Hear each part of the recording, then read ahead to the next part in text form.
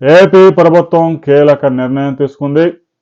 100 గజాల వరకు కట్టుకునే ఇంటికి అసలు ప్లాన్తో కూడా అవసరం లేదని గతంలోనే మంత్రి నారాయణ చెప్పాడు. తాజాగా మరో కీలక నిర్ణయం కూడా తీసుకున్నారు. 5 అంతస్తుల వరకు నిర్మాణం చేసుకోవచ్చు. అయితే ఆన్లైన్లో అప్లికేషన్ పెట్టుకొని సెట్ బ్యాక్ ఎంత వదులుతున్నామో క్లారిటీ ఇచ్చి ఆన్లైన్లోనే అప్లికేషన్ అనుమతి పొందే అవకాశాన్ని కల్పించారు. 5 అంతస్తుల వరకు నిర్మించుకోవచ్చు, ఏ కార్యాలయానికి వెళ్ళే పని లేకుండానే.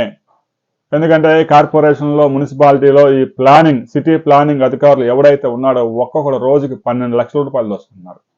రోజుకి, నెలకు కాదు. ఒక సంవత్సరానికి టౌన్ ప్లానింగ్ అధికారి ఆదాయం 8 కోట్లు. జీతం ఎంతరా అంటే 6 లక్షలు సంవత్సరానికి.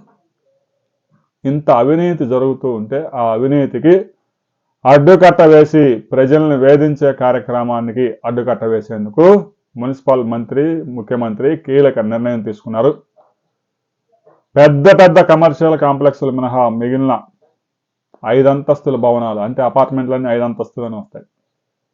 నిర్మాణ రంగం నుంచి ఎవరైతే మంత్రిని, ముఖ్యమంత్రిని కలిసి వారి బాధలు చెప్పుకున్నారో, టౌన్ ప్లానింగ్ అధికారులు ఎలా వేధిస్తున్నారని, ఆ వెంటనే మంత్రి, ముఖ్యమంత్రి కీలక నిర్ణయం తీసుకున్నారు. 5 అంతస్తుల వరకు అనుమతి అవసరం లేదు.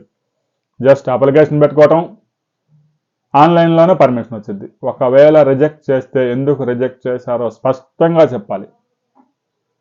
ఎన్ని గజాల విస్తీర్ణం ఉందో, ఎంత హైట్ అనుమతి ఉందో అనేది స్పష్టంగా ప్రభుత్వ నిబంధనలోనే ఉంటుంది. ఆ హైట్ కంటే ఎక్కువ కట్టడానికి వీల్లేదు. రోడ్డు ఎన్ని అడుగులు ఉంది, సెట్ బ్యాక్ ఎంత వదలాలి, చుట్టూరు ఎంత వదలాలి అనే విషయం ముందే ప్లాన్లో ఉంటుంది. ఇక ఆన్లైన్లోనే అనుమతులు ఇవ్వాల్సి ఉంటుంది. కాబట్టి టౌన్ ప్లానింగ్ అధికారులు ఇక నిర్మాణదారులను వేధించడం సాధ్యం కాదు.